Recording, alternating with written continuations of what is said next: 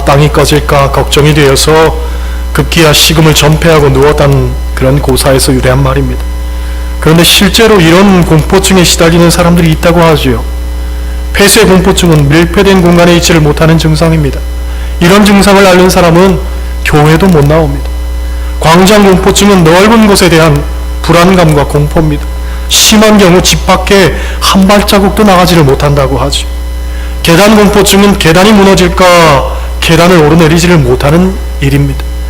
우리가 볼 때에는 쓸데없는 걱정 같은데 막상 그런 증상에 시달리는 사람에게는 불안과 염려로 인해서 엄두조차 낼 수 없는 그런 일인 겁니다. 비단 이런 병적 증상을 처치하고서 우리의 일상에서도 믿음이라는 것을 점검해 볼 수가 있습니다. 우리가 은행을 믿기 때문에 돈을 맡길 수 있습니다. 은행을 못 믿으면 우리의 그 귀한 돈을 맡길 수가 없는 겁니다. 비행기를 우리가 믿기 때문에 우리의 생명을 맡기고 비행기를 타는 겁니다. 비행기를 믿지 못하면 탈 수가 없는 거죠. 우리가 파란 신호등을 믿기 때문에 신호등이 켜지면 달려나갑니다. 신호에 대한 서로 간의 약속을 믿는 거예요. 제가 설교하다가 목이 마르면 강대상 위에 물을 마십니다. 이 물을 떠나놓은 집사님을 제가 믿기 때문에 먹는 거예요. 만약 이 물 속에 청산가리라도 들어있다고 의심하면 제가 이건 먹을 수가 없는 겁니다. 그렇잖아요. 하지만 저는 믿으니까 먹는 겁니다. 요컨대 우리는 한순간도 믿음이 없이는 살 수가 없다는 그런 얘기입니다. 그런데 신앙적으로도 마찬가지죠. 신앙생활에 있어서 가장 중요한 것이 있다면 바로 믿음입니다. 왜 가장 중요하냐고 말하냐면 구원은 믿음으로 받기 때문에 그렇습니다. 누구든지 예수 그리스도의 십자가의 보혈을 믿기만 하면 구원을 받습니다. 그래서 종교개혁자 루터는 오직 믿음을 강조한 거예요. 구원은 행위로 되는 것이 아니라 믿음으로만 된다는 거죠. 하지만 성경은 믿음이라고 해서 다 같은 믿음은 아니라는 것을 우리에게 말합니다. 마태복음 6장 30절을 보면 예수님께서는 이런 말씀을 하십니다. 오늘 있다가 내일 아궁이에 던지우는 들풀도 하나님이 이렇게 입히시거든 하물며 너희일까 보냐 믿음이 적은 자들아. 하나님을 믿는다고 하면서도 매일 무엇을 먹을까 무엇을 마실까 무엇을 입을까 걱정하는 이들을 가리켜서 믿음이 적은 자들아 하고 예수님이 책망하시는 거예요. 그런데 마태복음 15장 28절 보면 딸의 문제를 가지고 주님 앞에 나온 여인에게 예수님께서는 이런 말씀을 하시죠. 예수께서 대답하여 가라사대 여자야 내 믿음이 크도다 내 소원대로 되리라. 할렐루야. 이것을 통해서 우리가 아는 건 믿음도 적은 믿음이 있는 반면에 큰 믿음도 있다는 거죠. 또 로마서 14장 1절 말씀 보면 믿음이 연약한 자를 너희가 받되 그에 의심하는 자를 비판하지 말라 하는 말씀이 있습니다. 골로새서 2장 5절 말씀 이는 내가 육신으로는 떠나 있으나 심령으로는 너희와 함께 있어 너희의 규모와 그리스도를 믿는 너희 믿음에 굳은 것을 기쁘게 봄이라 하는 말씀이 있습니다. 여기서 우리는 연약한 믿음과 굳센 믿음 이것이 있다는 걸 알 수가 있죠. 디모데후서 1장 5절 말씀 보면 사도 바울이 디모데를 가리켜서 내 속에 거짓이 없는 믿음을 생각함이라 하고 말한 반면 디모데전서 1장 19절 말씀 보면 어떤 이들은 믿음에 관하여서는 파선하였느니라 하고 말합니다. 파선하였단 말은 헬라어로 샤바르라고 하는데 깨졌다, 박살났다 이런 의미가 있습니다. 그러니까 거짓이 없이 진실된 믿음이 있는 반면에 깨지고 박살난 믿음도 있더라는 거죠. 야고보서 2장 26절 말씀 보면 우리가 잘 아는 말씀이 나옵니다. 영혼 없는 몸이 죽은 것 같이 행함이 없는 믿음은 죽은 것이니라. 죽은 믿음에 대해서 말하는 반면 히브리서 10장 39절 우리는 오직 영혼을 구원함에 이르는 믿음을 가진 자니라. 영혼을 구원할 만한 산 믿음을 이야기를 합니다. 우리는 여기서 아주 중요한 한 가지를 발견하게 되죠. 앞서서 믿음의 대비들을 통해 가지고 적은 믿음과 큰 믿음, 연약한 믿음과 굳은 믿음, 거짓이 없는 믿음과 파손된 믿음, 죽은 믿음과 산 믿음 이런 것들을 살펴봤는데 결국 신앙생활에 있어서 믿음의 문제는 믿음이 있느냐 없느냐가 아니라 그 믿음이 제대로 된 믿음이냐 아니면 잘못된 믿음이냐 이것이 중요하다는 거예요.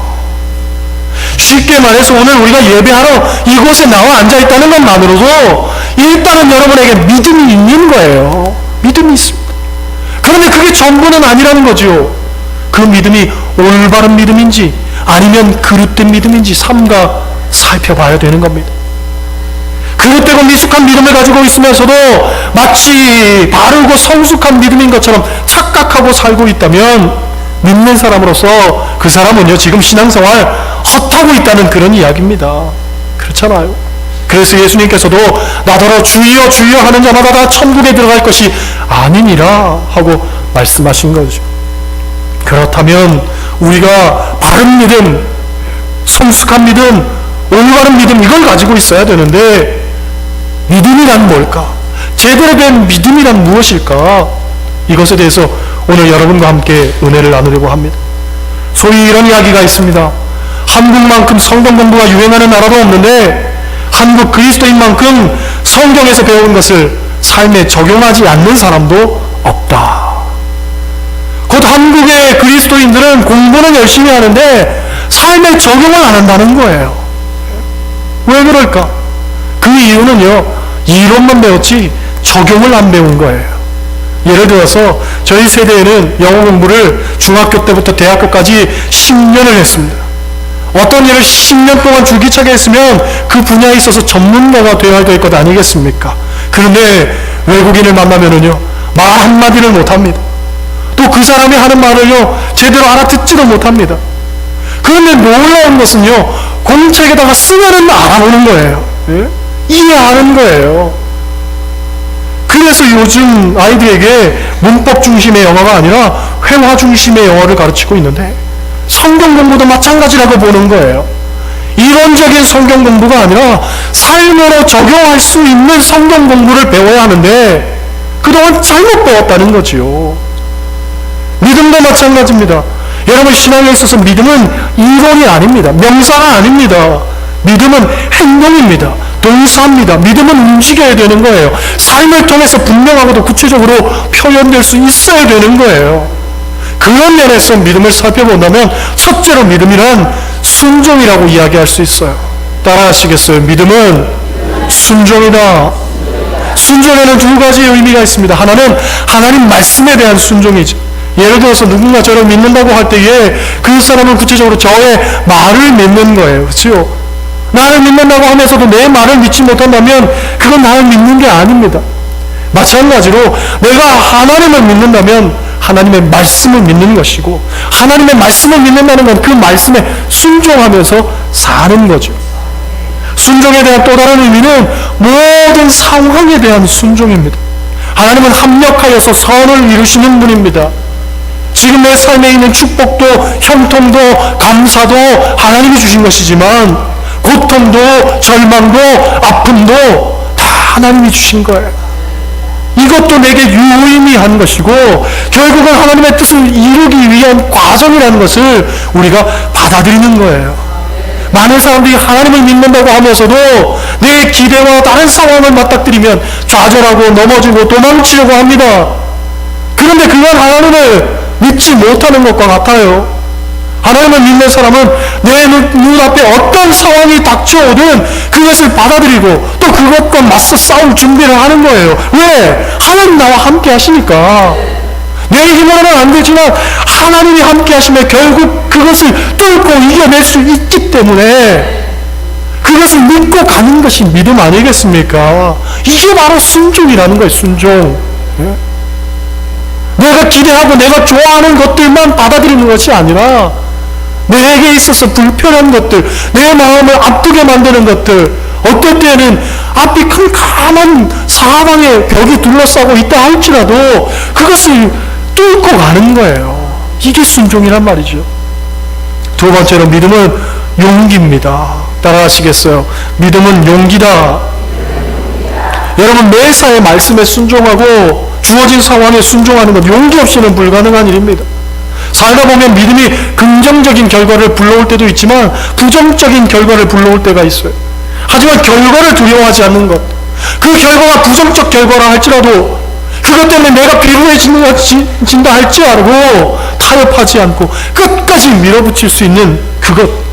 그것이 바로 용기입니다. 용기. 다니엘서 3장을 보면 사드락과 메삭과 아벳느고의 이야기가 나오죠. 갈대아 사람들이 유다 사람들을 참소하기 위해서 음모를 꾸밉니다. 누구든지 느부갓네살 왕의 신상에 절하지 않으면 풀무불에 던져 죽임을 당하게 되는 겁니다. 결과는 딱 놓여져 있습니다. 풀무불에 들어가는 겁니다. 이런 상황에서 잠시만 타협하면 되는 거지요. 한 번만 눈 질끈 감아버리면 되는 겁니다. 그런데 사드락과 메삭과 아벳느고는 그리 아니하실지라도 그걸 고백하면서 기꺼이 풀무불 속으로 뛰어들잖아요. 이게 바로 용기라는 거예요. 지금 내가 거짓말하면 100원 생기는 걸 뻔히 알지만 거짓말하지 않고 50원에 만족하며 사는 것, 이게 용기란 말이죠. 내가 저 사람에게 얼마든지 지금 분노할 수 있지만 또 이길 수 있지만 하나님 말씀 생각하면서 나 자신을 누르고 절제하는 것, 이것이 용기입니다.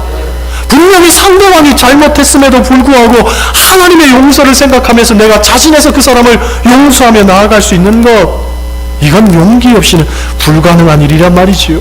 여러분에게 용기가 있기를 원합니다. 세 번째로 믿음은 시선입니다. 따라하시겠어요? 믿음은 시선이다. 하나님 말씀대로 사는 용기를 지니는 사람은 그 시선이 늘 하나님께 고정되어 있을 수밖에 없어요. 왜? 하나님을 보아야만 용기가 생기니까. 그죠? 언젠가 제가 출애굽기를 묵상하다가 그런 이야기를 한 적이 있습니다. 40년 동안 광야를 떠돌던 이스라엘 백성들이 가장 불행한 사람이 아니라 어쩌면 가장 행복한 사람들이었을지도 모른다. 왜? 그들의 앞길에는 늘 하나님의 인도하심이 있었거든요. 낮에는 구름 기둥으로, 밤에는 불 기둥으로 인도하셨고, 밤에 자고 일어나면 아침에는 사방 지면이 하얗게 만나가 쏟아져 내렸습니다. 고기가 먹고 싶을 때에는 메추라기가 하늘에서 새카맣게 몰려들기도 했었고, 목이 마를 때에는 반석에서 샘물이 솟아나오기도 했습니다. 이런 역사 가운데 하나라도 지금 우리가 본다면 얼마나 우리의 큰 도전과 믿음의 확실한 증거가 되겠습니까? 그렇잖아요? 그런데 이런 놀라운 사건들이 광야에 있던 이스라엘 백성들에게는 매일같이 쏟아졌다는 거예요. 그런데도 그들의 시선이 하나님께 고정되어 있지를 않으니까 불평하고 원망하고 불행한 인생을 살다는 인생을 그르치고 만 것 아닙니까? 여러분은 환경에, 사람의, 세상의 시선을 뺏기지 말고 늘 하나님께 시선을 고정하고 사시기를 바랍니다. 지금 우리의 삶에 얼마든지 하나님께서 부으시는 놀라운 은총과 은혜가 있습니다. 그것을 보고 살면 내 삶이 충분히 만족스러울 수 있고 행복할 수 있습니다. 그리고 그 하나님 안에서 얼마든지 내가 용기를 내면서 살 수가 있단 말이죠. 그것들이 부어짐에도 불구하고 그것을 보지 못하고 거기에 시선이 맞춰져 있지를 못하고 사람을 보고 세상을 보고 환경을 보니까 자꾸 넘어질 만한 일들, 실족할 만한 일들, 그래서 내 삶이 무너져가는 것 아닙니까?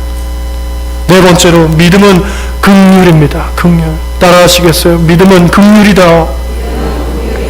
미워하는 감정에서 출발하는 믿음은 잘못된 믿음입니다. 믿음은 사랑과 긍휼의 마음에서 출발해야 되는 거예요. 마태복음 23장 23절 말씀 보면 이런 말씀이 있습니다. 화 있을진저 외식하는 서기관들과 바리새인들이여, 너희가 박하와 회양과 근치의 11조는 들이되 율법에 더 중한 바 정의와 긍휼과 믿음은 버렸도다. 그러나 이것도 행하고 저것도 버리지 말아야 할지니라 하는 말씀이 나오는데, 여기서 정의와 긍휼과 믿음의 표현이 동의적인 표현으로 사용이 되죠.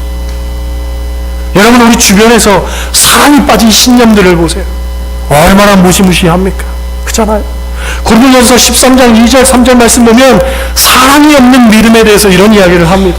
내가 산을 옮길 만한 모든 믿음이 있을지라도 사랑이 없으면 내게 아무것도 아니에요. 내가 내게 있는 모든 것으로 구제하고 또 내 몸을 물싸르게 내줄지라도 사랑이 없으면 내게 아무 유익이 없느니라. 사랑이 없는 믿음, 자기가 가지고 있는 이 신념이 다른 사람을 정죄하고 판단하는 그런 신념이라면 그건 믿음이 아니에요. 그건 절대로 하나님이 기뻐하시는 것이 아닙니다. 하나님이 참으로 기뻐하시는 믿음은 무엇이든지 용서하고 무엇이든지 받아들이고 무엇이든지 포용하고 수용할 수 있는 그런 믿음, 거기서부터 출발한 믿음이 진짜 믿음이라는 거예요. 다섯 번째로 믿음은 자기 성찰입니다. 따라하시겠어요? 믿음은 자기 성찰이다. 일반적으로 믿음이란 말은 자기 신념으로 규정할 수가 있죠. 그러나 그 신념이 잘못된 경우가 얼마나 많은지 모릅니다. 그렇기 때문에 우리 그리스도인은요, 끊임없는 자기 성찰을 통해 가지고 믿음을 볼 수 있어야 되는 거예요.